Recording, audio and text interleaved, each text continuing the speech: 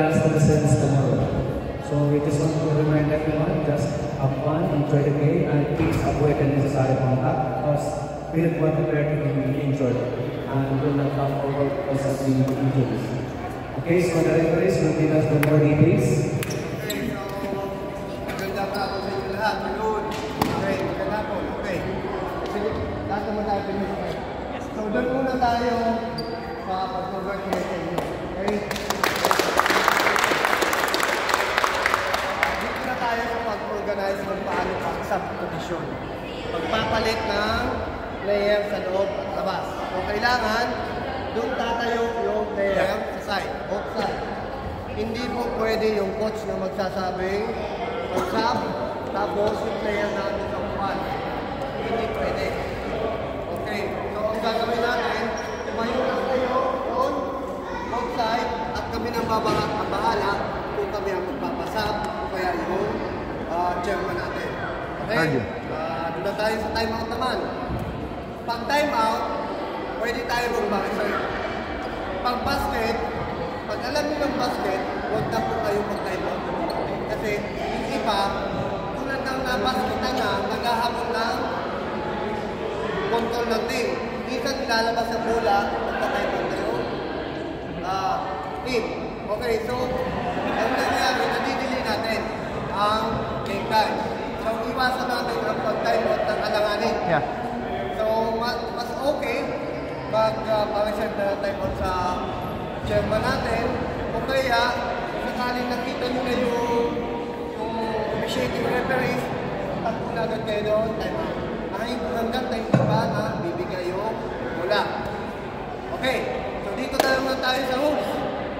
FIBA ang ginagamit natin. Kasi yung karaniwan sa atin, nakatingin sa NBA, PBA. Okay, so bakit ang cylinder foul pinatawagan natin? So ang sabi ni FIBA, halika dito sir. Nagdadala ka ng bola. Nagdadala ka ng bola. Okay, ito, wala. Inagawan ko. Pag tumama, ang bola, legal play tayo. Pag dito, tumama, matic cylinder foul. Okay? Yan ang sabi ng FIBA. Hindi mo pwedeng pasukin ang cylinder niya. Okay? Okay? Mas pinaganda na po ng FIBA ngayon.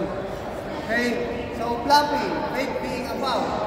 Bakit tinatawagan natin ang technical? So, sa FIBA yan, hindi na po pwede.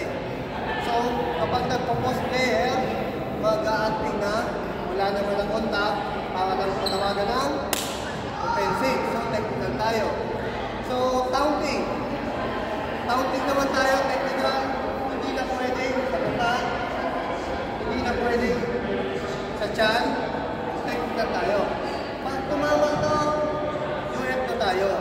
So, category yan. Ang UF natin, may 4 na category.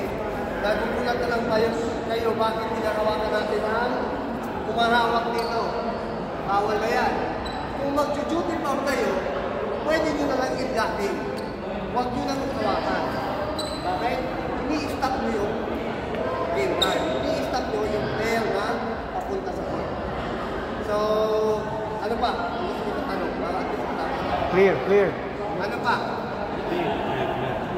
Wala na? Okay, are we clear? Understood? At least, appreciating po namin dito, fair tayo. Okay? Ang ginagawa namin dito, trabaho lang po. So, sa 3,000 contact na yan, hindi natin makikita. Nakikita nyo naman po sa FIBA, sa NBA, sa PBA, may review pa yan. Nagkakataon pa ng lapses. Tulad na lang nakita nyo kay Brownlee. Diba? Sa piling na yun.